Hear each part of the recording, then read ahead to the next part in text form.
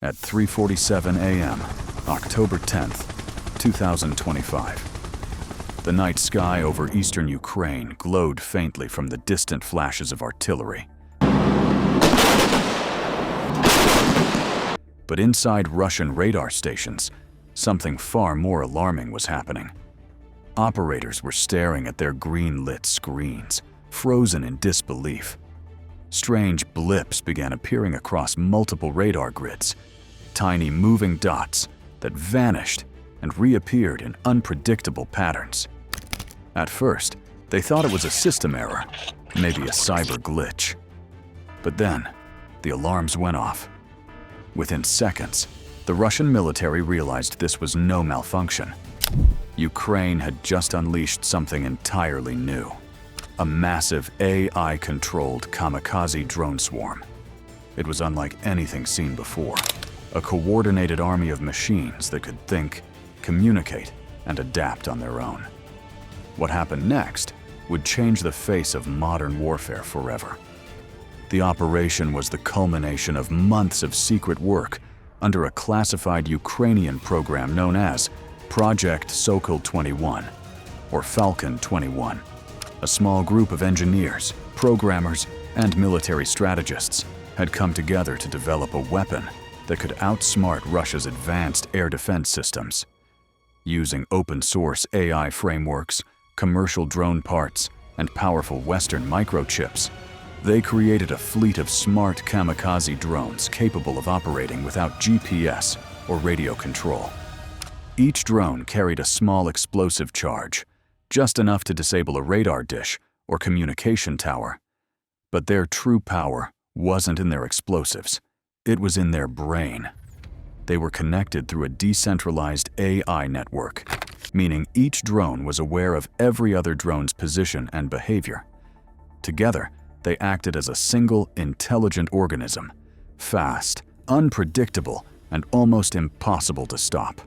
At exactly 3:47 a.m., thousands of these drones took off from hidden launch trucks, scattered across Ukrainian territory. Rising silently through the mist, they crossed the Dnipro River in near-total radio silence. Their carbon fiber frames absorbed radar waves, making them nearly invisible to detection. Russian radar operators began picking up faint signals, hundreds of small objects moving at irregular speeds and altitudes. Some disappeared altogether, others multiplied into dozens of false targets. The Russians thought it was electronic interference. They had no idea they were already being hunted. Then, everything changed. The first explosions were reported at a radar outpost near Tokmak.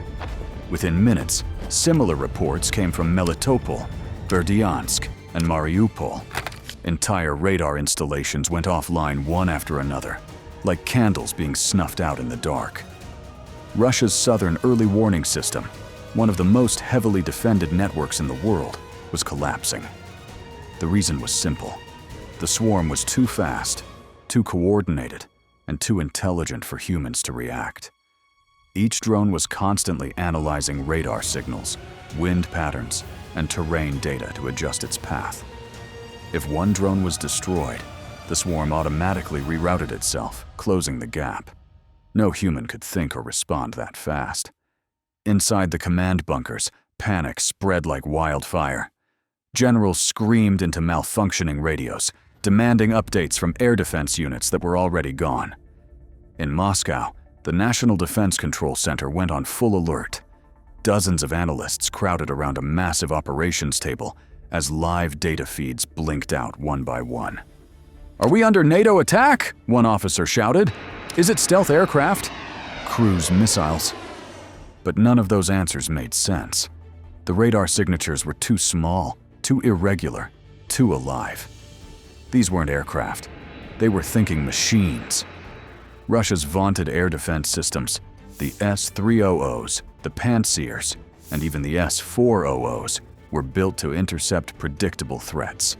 Missiles, planes, rockets. But the swarm didn't behave like any of those. It moved like a school of fish, constantly shifting and splitting, its formation never repeating twice. The drones even used AI-generated radar deception patterns. flooding Russian sensors with false data to make it look like hundreds of larger aircraft were approaching. Air defense crews panicked, firing more than 200 expensive interceptor missiles into empty air. Each launch cost millions. Each miss cost them control. Meanwhile, the real swarm moved closer. One wave struck the radar arrays, another hit communication trucks, and a third focused on command centers. Within just 15 minutes, a defense network worth over $200 million was blind. Entire regions went silent. Commanders tried to call in backup radar systems from Crimea, but those too were jammed or misled by the AI-generated ghost signals. Ukraine hadn't just attacked, it had outsmarted Russia's entire detection grid. Far from the front lines, in a dimly lit underground base near Dnipro, a team of about 30 Ukrainian engineers watched everything unfold on their monitors. Most of them were young, under 30, wearing hoodies, headphones, and combat boots. They weren't soldiers, but their keyboards had just achieved what missiles couldn't. For months, they had trained the swarm's neural network using millions of simulations. The AI had learned how to fly, hide, and attack with precision.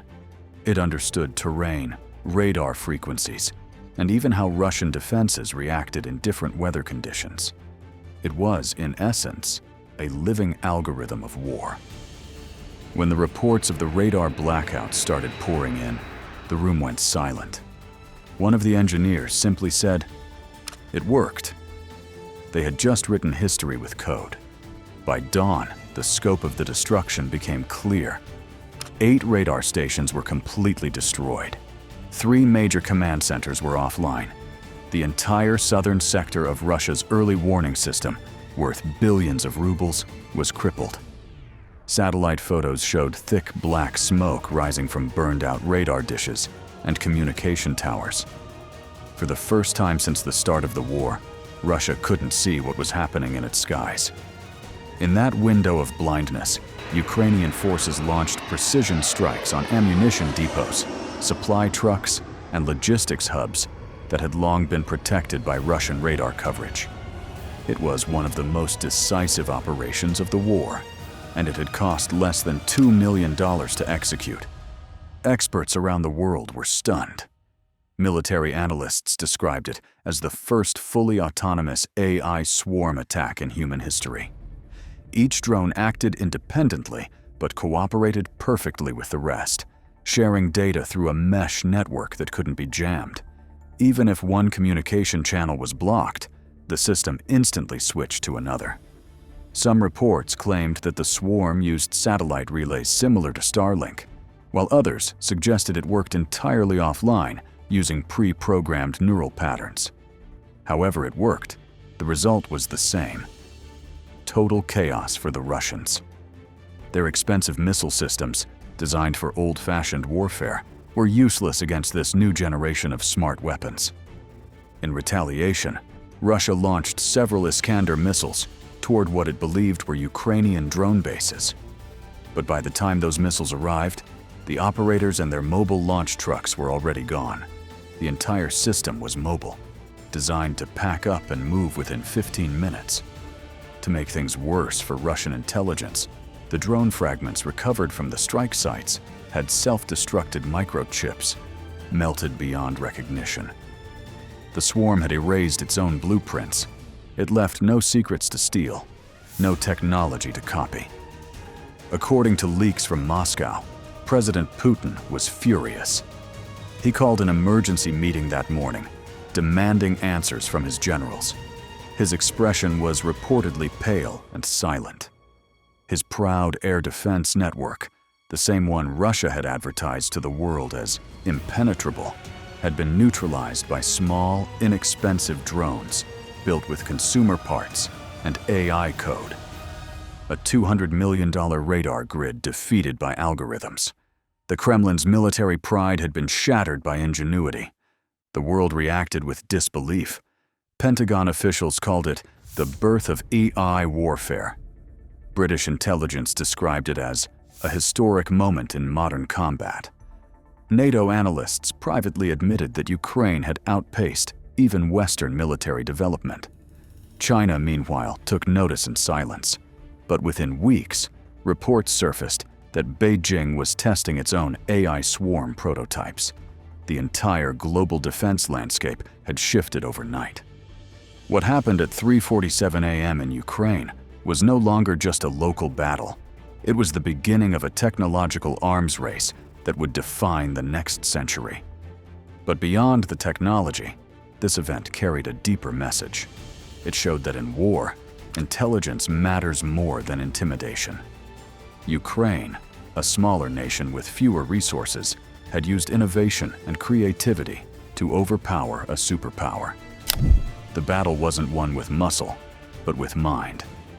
It proved that future wars would not necessarily be fought by soldiers with rifles, but by coders, data scientists, and AI engineers. The battlefield of the future wasn't a field at all. It was a server room. As the sun rose over the devastated radar fields, smoke curled into the early light.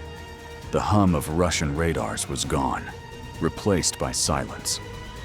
Birds flew over the ruins of billion-dollar systems.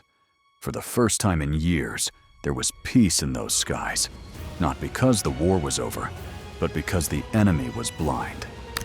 In Kiev, President Volodymyr Zelensky was briefed before sunrise. After a long pause, he reportedly said, "This is how David defeats Goliath." His words captured the moment perfectly. The strike at 3:47 a.m. on October 10th, 2025, will forever be remembered as the moment when artificial intelligence became a weapon of war, not just a tool. It marked the end of traditional warfare and the beginning of a new era where algorithms, not generals, decide the outcome of battles. Ukraine didn't just destroy radars that night. It destroyed the illusion of invincibility.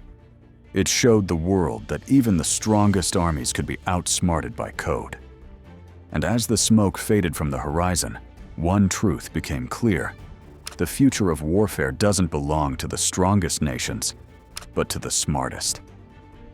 In that silent dawn, Ukraine had just rewritten the rules of war.